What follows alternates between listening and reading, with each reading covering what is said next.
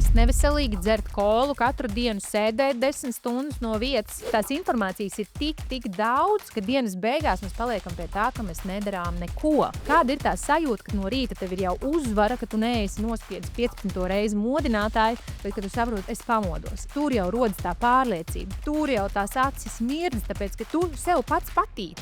Podkāsts tapis sadarbībā ar Akvile, dabīgs minerālūdens visai ģimenei un profilu olbaltumvielām bagātinātajiem produktiem.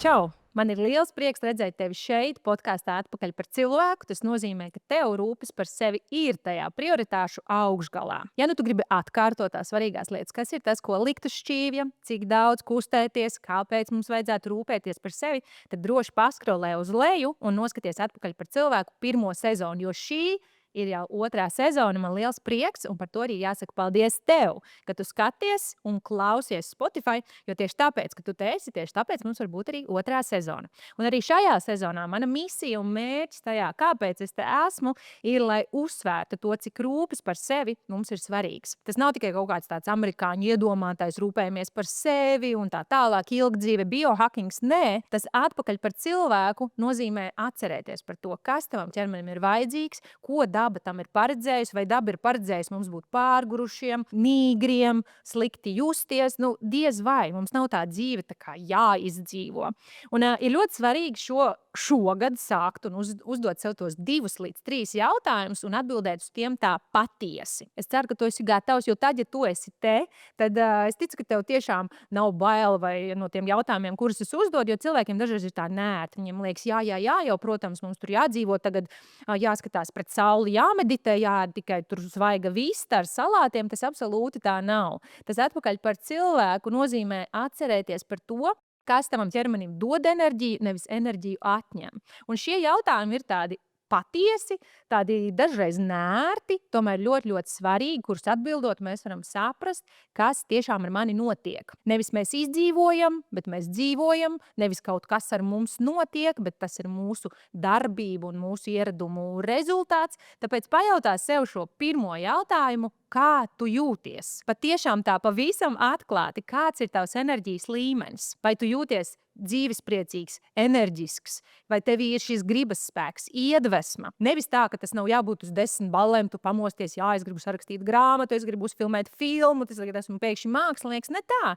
Bet tu pamosties no rīta, vai tev ir jāvelk aiz kājām vai aiz matiem ārā no gultas, vai tu pamosties un jūti, ka tu gribi celties no tās gultas ārā.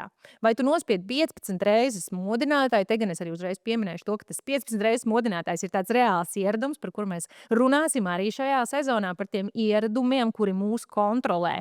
Nevis mēs kontrolējam savu dzīvi, bet tie ieradumi mūs kontrolē. 15 reizes nospiest modinātāju, izvēlties no tās gultas ārā ar vienu kāju, ar otru jau dzert kafiju, ar trešo jau kāpt mašīnā un vilkt to visu savu ģimenais kājas, ka visi ir jau sastrīdējušies, jau stresā. Tā nav tāda baigi. Man liekas, tāda patīkamā lieta, kā vispār tā savas dienas vadīt. Un vai tu jūti enerģiju dienas vidū? Cik enerģisks un dzīvot gribošs tu jūties dienas laikā?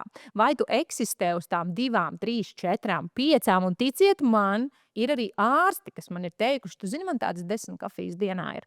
Un tas ir vienīgais veids, kā tu spēj funkcionēt. Vai tev ir vajadzīga tā kofeīna deva un tikai tad tu spēj vispār izkāpt no tās gultas, turpināt savu darba dienu, aiziet uz sapulci, vai tomēr tu spēj justies enerģisks un dzīves arī bez tiem cik daudz kofeīniem? Un jautājums, kā tu jūties vakarā? 8:00, iedomājies, tava diena, ap 8:00. Vai tā sajūta ir jau, es gribu noskatīties savu vakaru pasaciņu, iet gulēt un vispār esmu gatavs beigt dienu, jau 8:00. Vai tomēr tu jūti, ka tev būtu vēlme pavadīt laiku ar savu ģimeni, iespējams kopā, iespējams satikties ar draugiem, iespējams palasīt, varbūt attīstīt to kaut kādu veidu hobiju, kas tev ir, pavadīt laiku ar savu partneri. Cik tādas kaislīgas attiecības vispār pārī var būt, ja jums abiem diviem ap 7:30 jau ir tā, ka vēl pie spilvena. Un vienīgais, ko tu gribi samīļot, ir nevis tas partneris, bet tev gribi samīļot to savu spilvenu un sagu un pamosties no rīta, lai atkal to dzīvi izdzīvot. Vai iespējams ir tieši otrādi? Tev nav enerģija, bet nevis, ka tu iesi gulēt, bet kad tu uzslēgsi to Netflixu, to GO3 vai jebko, ko tu skaties, vai tu skrulēsi telefonu līdz 1 naktī, ēdīs attiecīgi arī uzkodas dienas laikā, un arī tam ir iemesls. Noteikti atgriezies pie epizodes par cukuru, kur mēs runājam par to. Es runāju par to, kāpēc to cukuru gribās, īpaši jaunajām mamām vai cilvēkiem, kas ir arī mentāli ļoti augstas tās kapacitātes darbu, ka tu esi pārguris dienas beigās. Un tas, kas tev dos enerģiju, protams, kas tevi nenosūdīs, tas būs tas cukuriņš. Un tā tu to dienu pabeidz, iemiedz pie filmas 1 naktī, ēdot to cielaviņu, Svetlānas cepumiņu vai arī to ekscelences saldējumu. Ja tā liekas tāda realistiska diena, tad lūdzu šobrīd, lai tevi tas netrigerē, lai tev nav tāds kā uzbrukums no manis, vai liekas, kā vai es stāvēju uz tavām durvīm un redzēju, ko tu dari. Nē, es nestāvēju, bet tas ir tas, ko es tev stāstu, ko es dzirdu, ko sievietes un arī vīrieši man stāsta. Jau es esmu strādājis ar vairāk kā, gribētu teikt, 10 000 cilvēkiem Latvijā un arī starptautiski. Projektu ietvaros es strādāju cilvēkiem individuāli 1 uz 1, pat ilgāk kā 1, 2. Esmu projektā, kurā strādāju 8 mēnešus ar cilvēkiem. Līdz ar to nekas, ko es saku, nav kaut kas, ko es būtu izdomājis. Tas ir tas, ko jūs sakāt man, ko jūs arī rakstāt man. Tātad jūs šiem jautājumiem, kā tu jūties dienas laikā no 1 līdz 10, tavu enerģiju no rīta pa dienu un vakarā, tā atzīmīta ir tāda zemāka. Tu gan atceries, ka mums ir tā tendence piepušķot to atbildi, ka mums prasa, cik bieži tu lieto, piemēram, alkoholu. Cilvēks, nē, es tikai uz tādiem svētkiem. Jaunajā gadā varbūt ir prosecco glāzi, un es jau redzu acīs, ka tā glāze droši vien ir pudele un iespējams pat 2, un tā 1 reize nedēļā droši vien, tā, kad ir katru otro dienu, un iespējams, kad vēl biežāk, jo, kur tad tu tad neliesi to pudeli attaisīto vaļā, pareizi tā ir jāizdara. Bet mums ir tāda tendence sevi piepušķot un izstāstīt, kā ir labāk. Bet, lai tu varētu kaut kādu veidu uzlabojumus veikt, tev ir tā godīgi jāpaskatās to savu dienu, un tā ir numur 1 tā praktiskā lieta. Nevis tagad jaunajā gadā pierakstīties uz 5 dažādiem treniņiem, paņemt vēl privāto treneri, iet uz pēdlu. Protams, ja mēs visi ejam uz pēdlu, tas ir ļoti labi, bet tev nevajag to ieplānot kā vienu no savām 75 aktivitātēm. Cukuru neēdīšu, glutēnu neēdīšu, es tā gribu riktīgi, mauktu tās pirmās 3 nedēļas janvārī. Un pēc statistikas 21. janvārs arī ir tā, oficiāli padodos savām jaunā gada apņemšanām. Un neko es vairāk nedaru. Ja? Un jautājums, vai tu gribi 3 nedēļas, tad mocīties un izdzīvot, un visu tagad paņēmi it kā nost. Un ir arī tāda nelikt laba varbūt ziņa, tu zini, ka tās nav tās 3 nedēļas. Visbiežākais tās ir 3 dienas, kurā tu spēj šādi drastisku kaut kādu režīmu ievērot, pēc tam tāpat tā visa apņemšanās motivācija krīt. Līdz ar to neesi tādā īstermiņa sprinta domāšanā, tad es tagad ātri savākšos, sapurināšu sevi, dabūšu presīti pēc 3 treniņiem, bet skaties uz tādu ilgtermiņu. Tāpēc šis podcasts arī saucas atpakaļ par cilvēku. Atceries, kā tavs ķermenis jūtas labi. Nevis, ka tu sevi spīdzini, nevis, ka tu kusties, tāpēc, ka tu sevi sodi, aiziešu uz treniņu, tāpēc, ka tagad bija Ziemassvētki, jaunais gads, tur visu nedēļas 2 ēdu no vietas, vispār nekustējos, tur šampanieti dzēru pat jau no rīta. Tagad es iešu to visu atstrādāt. Tu nekusties, tāpēc, ka tu sodi savu ķermeni. Tu tagad neēd veselīgāk vai nelimitē cukuru un alkoholu, tāpēc, ka tu gribi tagad sevi sodīt. Tas ir tāpēc, ka tu mīli savu ķermeni. Tā vajadzētu būt, tā mums vajadzētu mēģināt pārprogrammēt to iestatīto programmu, ka es mīlu savu ķermeni, es varu kustēties, tāpēc es kustos. Tā es gribētu nodot to lielo pateicību savam ķermenim par to, ka tas ir pamodies. Tas pamostas katru dienu. Ir diezgan lielā šokā, kad viņš pamostas un saprot, atkal brokastīs no tēlas maize. Labi, mēģināsim kaut kā izvilkt šito te. Atkal tās 3 kafijas nāk virsū, šodien bija paredzēts treniņš, neaizgājām. Labi, neko darīt. Varbūt rīt. Pirms mēs turpinām, ir laiks garšīgam našķim bez pievienotā cukura. Šodien es pagatavošu ceptu bumbieri ar Valio Profil jogurtu ar ceptiem āboliem, kas ļoti piestāvēs šim laikam. Tev ir nepieciešams 1 bumbieris, Valio Profil jogurts ar ceptiem āboliem, panna, nedaudz olīveļas, un viss, kas atliek, ir uzcept bumbieri un salikt to kopā ar Profil jogurtu un uzbērt nedaudz kanēli. Jogurtā ir 18,4 grami olbaltumvielas, tāpēc tas desertu padarīs ne tikai garšīgu, bet arī pilnvērtīgu. Tā, kas te ir jādara? Bumbieri var cept cepeškrāsnī uz pusītēm, vai vari ātrākā versijā sagriezt tos šķelītēs un uzcept uz pannas. Šis deserts būs piemērots gan pieaugušiem, gan bērniem. Mēs papildināsim to ar nedaudz kanēli. Garšīgi, sezonāli un arī pilnvērtīgi. Labu apetīti! Tas, ka tu mēģini sev pārprogrammēt to domāšanu, ka es to daru, jo es to varu darīt, ka tas man dod enerģiju un es mīlu savu ķermeni. Jo tie ieradumi ir ļoti spēcīga lieta. Mēs vadāmies pēc tā, kā mēs esam uzauguši, pēc tā, kā mēs esam pieraduši darīt, un tāpēc tas ir ļoti bīstams moments, kas šobrīd notiek ar bērniem. Katrs 4. bērns Latvijā ir ar lieko svaru vai jau aptaukojies. Tā ir ļoti tāda bailīga statistika. Padomā, katrs 4. bērns tātad jau ir ar visiem veselības riskiem, kas nāk līdzi liekajam svaram. Un šeit es nerunāju par to, ka mums visiem būtu jāizskatās tur ar sausām presītēm, jāuzvelk bikīni, jāpozē spogulī un tā tālāk. Tas, lai paliek tādiem fitnes entuziastiem, fitnes treneriem, iespējams, kuram fitnes modeļiem, modelēm, tas nav par to, ka mums ir jābūt apspīlētās drēbēs visu laiku, visu gadu. Tas ir par tavu veselību. Tas, kā tu izskaties, tiešā veidā ir spogulis tam, kādi ir tavi ikdienas paradumi. Tas, kāda ir tava dzīve, tava ikdiena. Un te es nevienu nekauninu, absolūti nemaz. Studējot Stradiņu universitātē, tur ļoti bieži liktos, kur tad ir politkorektums, kā mēs runājam par to, ka tās tauku šūnas veicina iekaisumus, kas notiek ar mūsu vielmaiņu, kas notiek ar mūsu smadzenēm, ar mūsu prātu. Bet mēs ikdienā esam pieraduši kaut kā nomaskēt un teikt, tā es labi jūtos, bet tu tā nejūties visdrīzāk labi. Ja tu sev tā godīgi paprasi, pirmais jautājums, ko es tev pajautāju, kā tu jūties, vai tu tiešām vari atbildēt, tad, ja mēs no rīta līdz vakaram aizmirstam par to, ka mums ir jāsabalansē šķīvis, kas ir uz mūsu šķīvja, olbaltumvielas, ogļhidrāti, labie tauki, šķiedrvielas.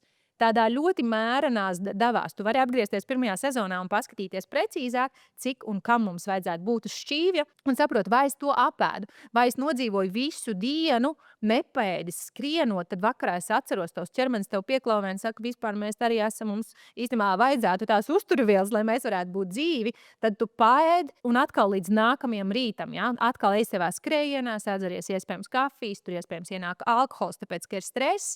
Un tad mēs kaut kā mēģinam domāt, ka tam nebūs sekas. Un tieši tāpēc es gribu uzsvērt prevenciju, kas ir kā tāds varētu likties, kas tas pa vārdu, to es negribu tā kā zināt, bet prevencija ir tava veselības pratība, ka tu novērs lietas, kuras tu vari novērst laicīgi. Protams, nebūs neviens neatnāks, pēc 20 gadiem, jo šobrīd man ir 36 gadi, pēc 15, 20 gadiem man neviens neatnesīs sarkanu lenti kasti un neteiks, apsveicu, šodien tev nav realizējies vai attīstījies Alzheimers. Apsveicu, tev varēja būt demence, bet nav.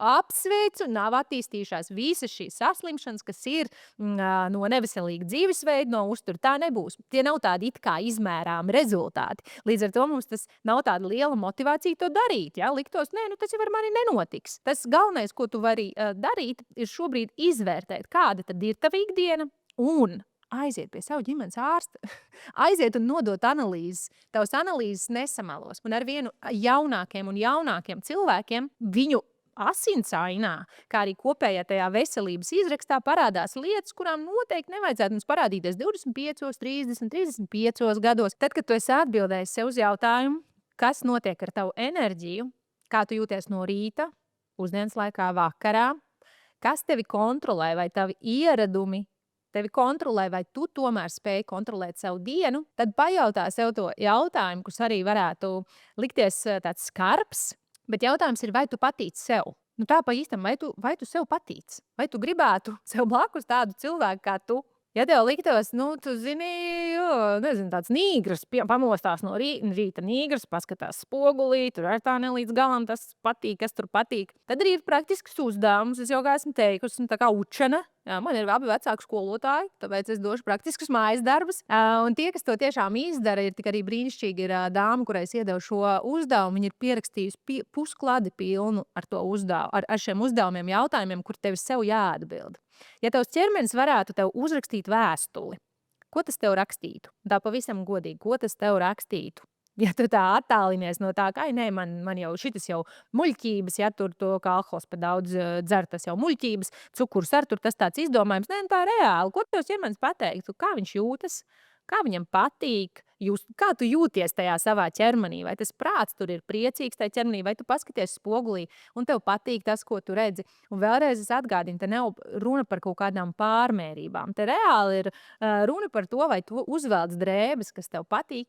Un šis arī ir tāds, jau tā kā ir otrā sezona, es vairs baigi nebaidos runāt tik patiesi, ja?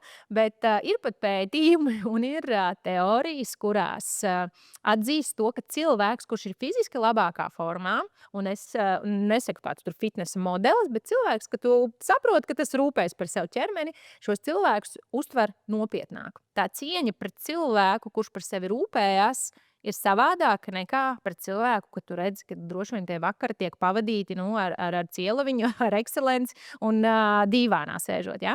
Tāpēc, ka tas nozīmē, ka tev ir vairāk disciplīna.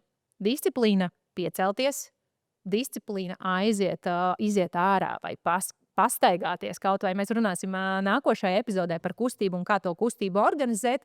Vai tev ir tā disciplīna bijusi izkustēties tiešām no tā dīvāna? Ja?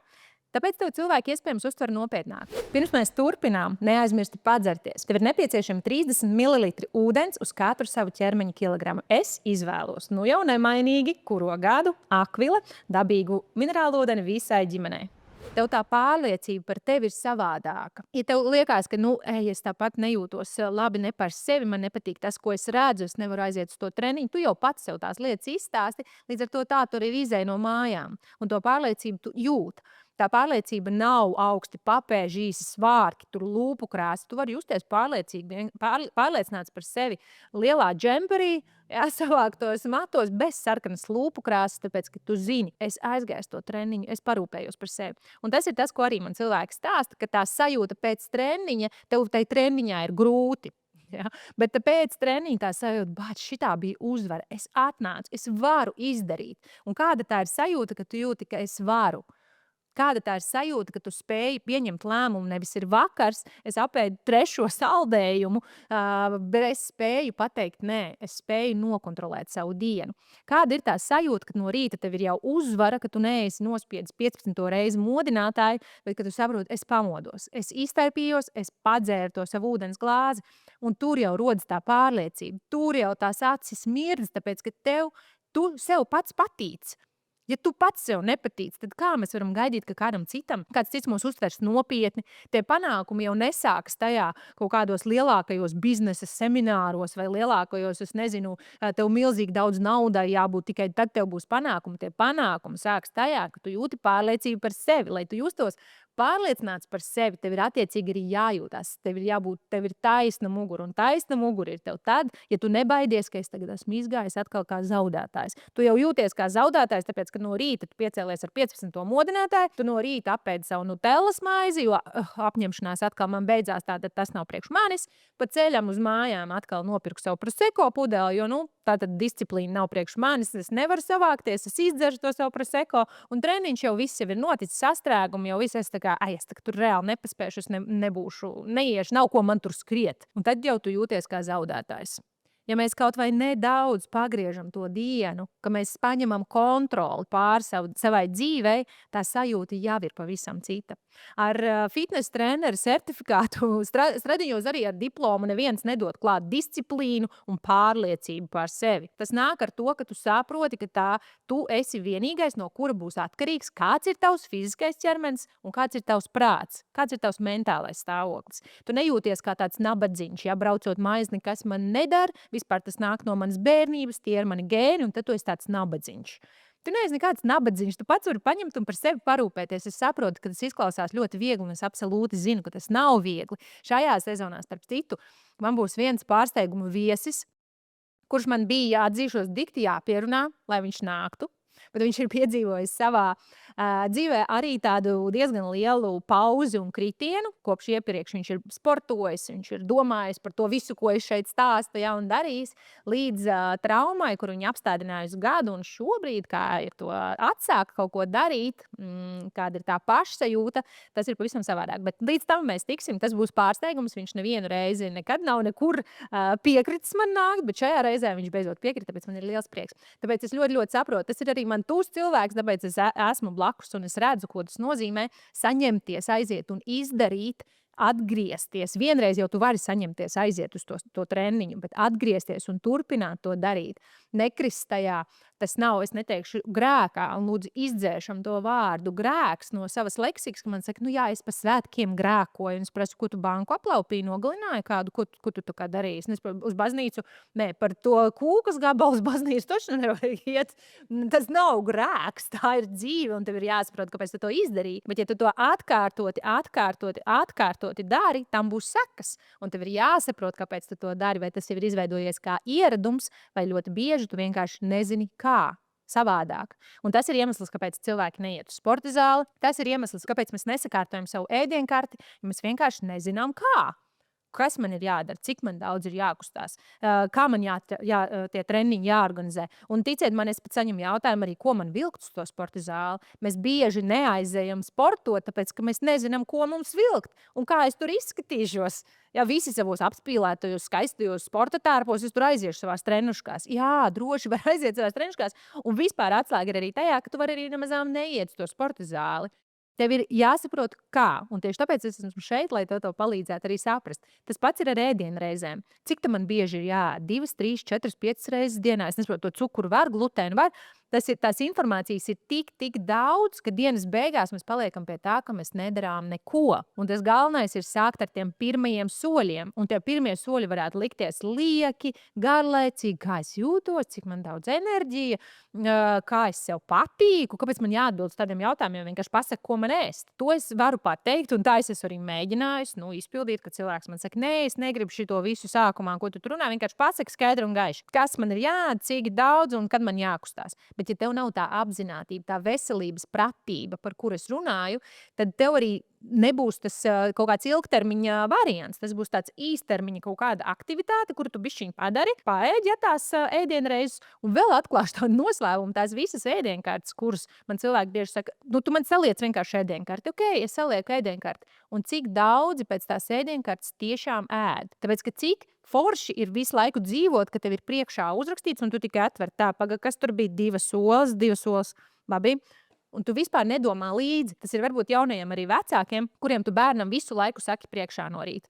Kurus mammas iespējams man te sapratīs. Nu, tēt droši vien arī. Iztīri zobus, uzvelc kurpes, piecelies, izķemē matus. Uzvelc kurpes, iztīri zobus, piecelies, izķemē matus. Un es esmu tāda pati mamma, ka tu visu laiku sāki priekšā līdz brīdim, kad saproti, viņam ir 7 gadi. Man nav jāsaka vairāk priekšā, ko viņam darīt. Un tad viņš sēž cilvēks uz trepe no rīta 15 minūtes. Kas man bija jādara? Un tev liekas, tu 2 gadus ir vienas un tās pašas lietas. Kā tu neatceries, ka tev tagad jāiet tīrīt zobi? Tāpēc, ka mamma visu laiku pasaka priekšā. Tajā brīdī, kad tev jāsāk pašam domāt līdzi, tas ir tāpat kā ar ēdienkartēm. Tieši tāpēc es ļoti izvairos vienkārši sausi iedot tev ēdienkarti, tāpēc, ka ja tu nesaproti, kas tas ir, kas tev ir jāapēd un kāpēc tev tas ir jāapēd, tad tas nebūs kaut kāds ilgtermiņa ieradums, te neveidojas veselības pratība, tev neveidojas uztura pratība, apzinātība, un tam vienkārši nav nekādas jēgas. Un tas nebūs ilgtermiņā. Pienāks 21. janvārs, un jau sen tu būsi aizmirsts. Plus, papildus rodās tā zaudētāja sajūta, es atkal zaudēju, man atkal neizdevās, un tam tā nav jābūt. Tas uzturs un kustība balstās uz pāris principiem, kurus mums saprotot un apzinoties ir daudz vieglāk arī to savu dzīvi dzīvot ilgtermiņā. Un mēs noteikti vēlreiz arī atkārtosim šeit par tiem kustības pamatiem arī 2. sezonā. Mēs atkārtosim vēl un vēl par uzturu, jo, ja varētu likties, mēs visi visu zinām, tad vēlreiz uzsvēršu, tā bērnu statistika ir diezgan traģiska šobrīd Latvijā, kāds ir aptaukošanās un liekās svara līmenis, un tieši tāpat arī pieaugušiem. Vēl joprojām tie 60% viņi pat kāpj uz augšu, pat nemazinās. 60% cilvēki ir liekais svars un aptaukošanās. Un tas viss nāk līdzi ar visām no tām izrietošajām sekām, saslimšanām, dzīves kvalitāti. Man ļoti patīk pēc pirmās sezonas man arī rakstīt TikTokā vīriešu kārtas pārstāvji. Ja jūs esat brīnišķīgi komentētāji, komentējiet droši, man ļoti patīk dzirdēt, ko jūs sakāt. Bet video par alkoholu, kārtīgi man tur jānolikt. Nē, mēs tak visi nomirsim, tāpatās dzīvo nost. Nē, tā ir.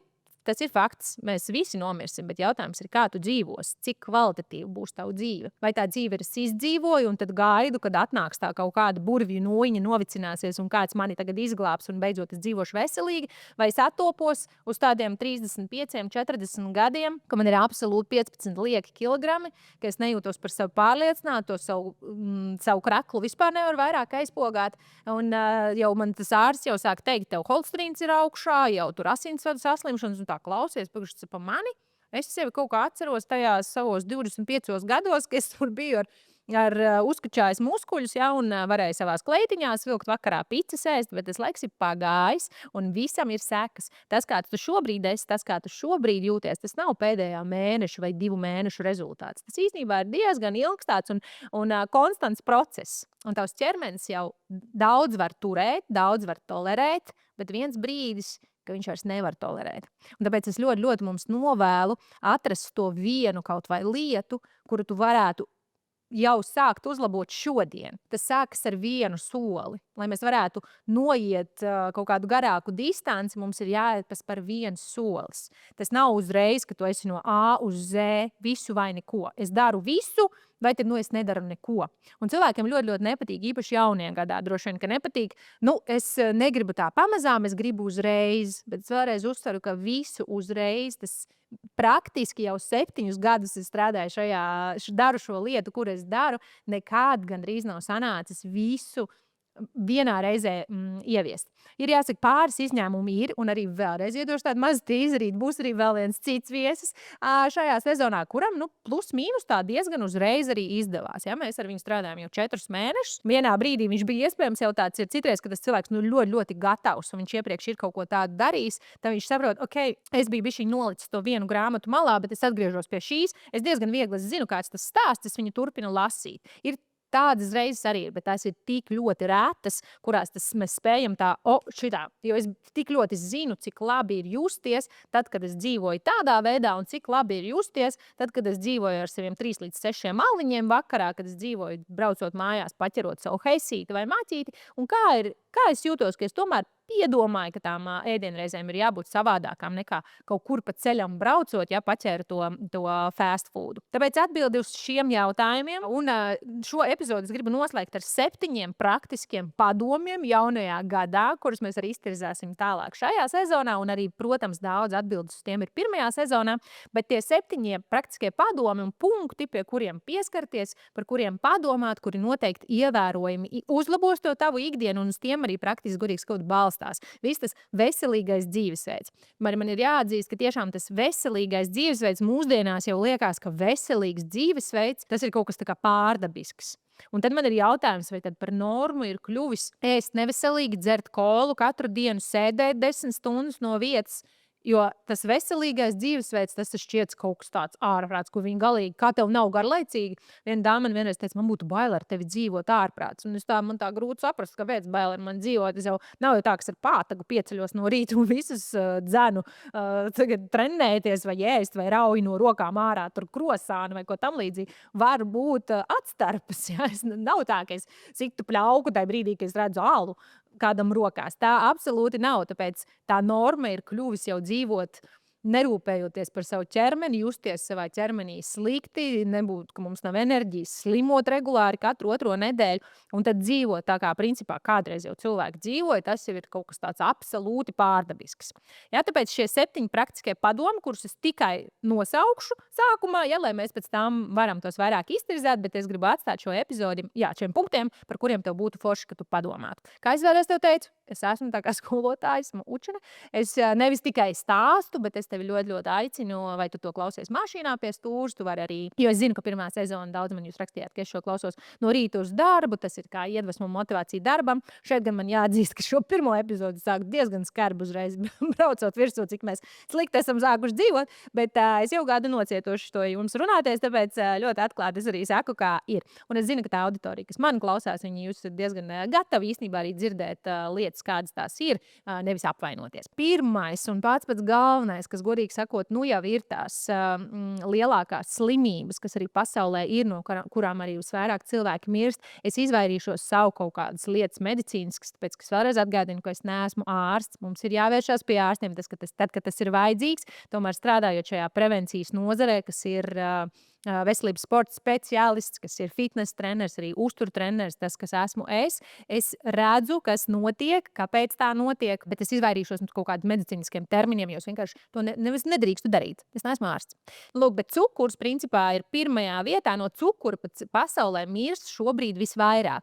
Protams, tā diagnoze nav tāda, nomir tāpēc, ka cukurs. Tās slimības ir citas, tomēr izraisītājs ir cukurs. Un epizodes šajā reizē arī esmu veltījusi tikai cukuram, veselu epizodi, tāpēc, ka tas ir tik liels šobrīd tāds tā kā bubulis īstenībā, kas arī staigā pa planētu, un tā ļoti klusiņām, pamazām, it kā liekoties nekāds tur tāds kaitējums nav, tomēr to, ko tas izraisa un rosina, tā ir ļoti, ļoti, principā smagas saslimšanas. Tāpēc padomā par to, cik daudz cukurs tavā dzīvē ir, paņem vienkārši un pieraksti 3 dienas, ko tu ēd.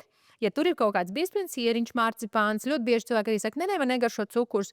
Attais leduskapi, tur tādi jogurtiņi stāv ar visādām garšiņām. Man cukurs negaršo. Es jau tikai vienu tādu mazu marcipāniņu. Tu paskaties, cik tajā marcipānā uz 100 gramiem ir cukurs. Es jau tikai to mazo, šajā limonādē ir mazāk cukurs. Paskatāmies 10 gramu cukurs uz 100 gramiem. Tātad tu izdzer tādu limonādīti katru dienu. Tātad tie ir tādi normāli 20 grami cukura. Ļoti, ļoti rūpīgi paskaties, cik tavā uzturā ir cukurs. Tātad otrā lieta – mobilās ierīces pirms miega un miegs. Arī miegam mēs īpaši veltīsim arī epizodi šajā sezonā, jo tas ir tāds apburtais loks. Ja? Tu neesi izgulējies, tu scrollē to savu mobilo ierīci līdz tieši pirms gulētiešanas. Tavs prāts nesaprot, ka ir jāiet gulēt. Prāts domā, mums ir tikai jāceļās, tiek stimulēts. Ja mēs vēl izlasam ziņas, tad principā tu aizēji gulēt.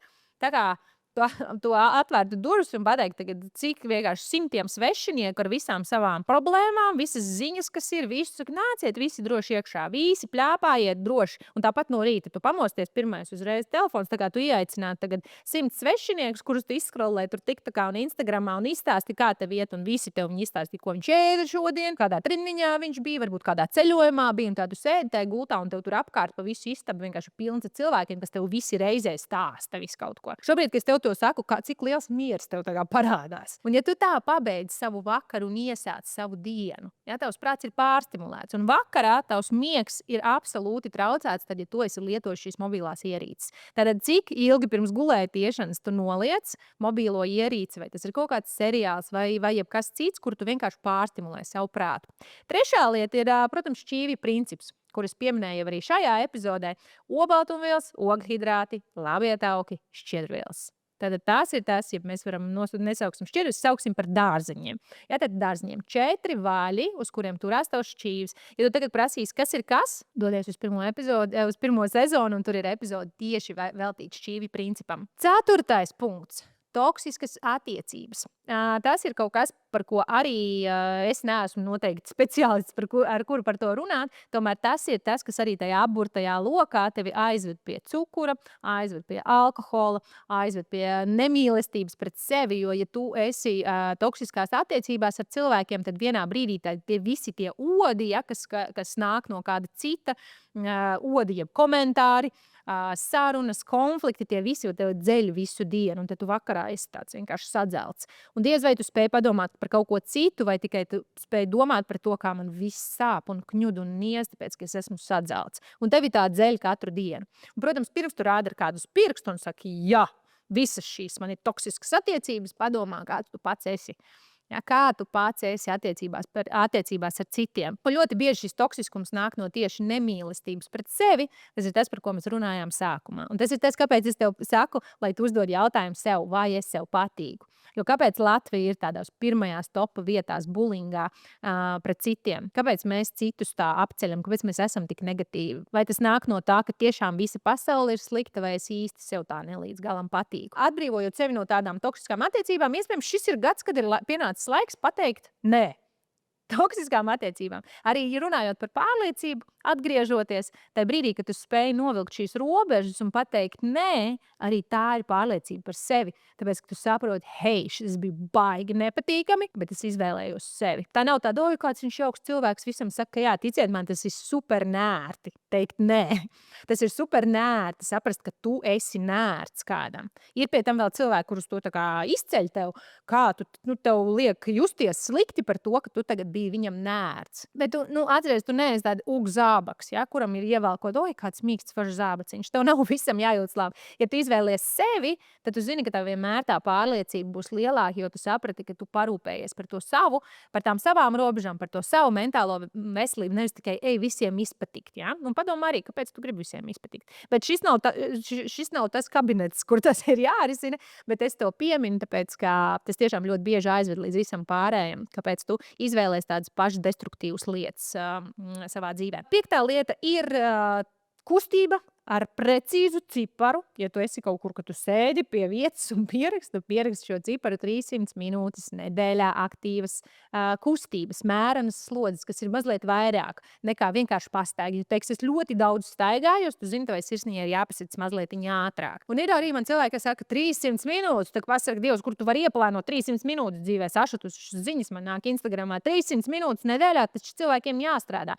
Un arī tas ir, tātad norma ir 10 stundas dienā sēdēt, bet 300 minūtes nedēļā, kad, paskaties, cik tas ir, mums ir 7 dienas nedēļā, lai tu izkustētos to katru dienu, pareģini, cik tas īstenībā ir maz.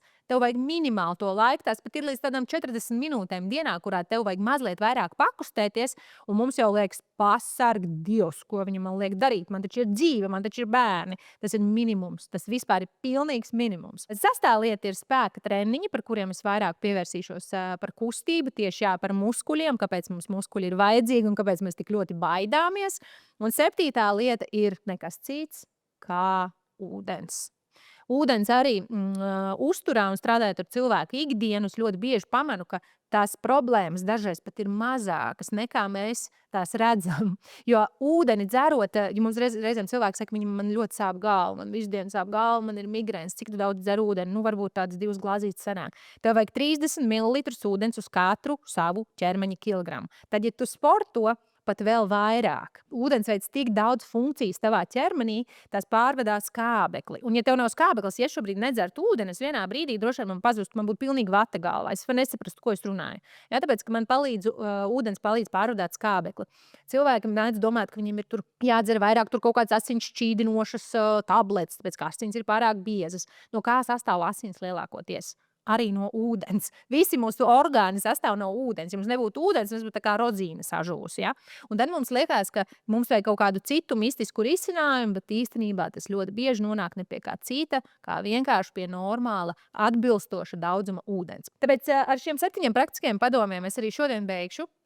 Es varētu runāt vēl 5 stundas šādā stilā, bet lai tā kaut cik koncentrēti es varētu atstāt ar to sajūtu tev, nodot to vēlreiz ziņu par to, ka tas tavs ķermenis, viņš, tu nesamānīsi. Viņš tev parādīs vienā vai citā veidā, kā viņš jūtas, kā tas jūtas ar tavu enerģijas daudzumu, ar to sajūtu par sevi, protams, tās slimības nāk, imunitāte un viss pārējais, kas ap to grozās, tas ķermenis tev nesamelos. Tāpēc, ja tev ir vēstule sev no sava ķermeņa, vai tu sev konkrēti atbildi, kā es jūtos, kāds ir mans enerģijas līmenis, tas, principā, to tu nenomaskēsi.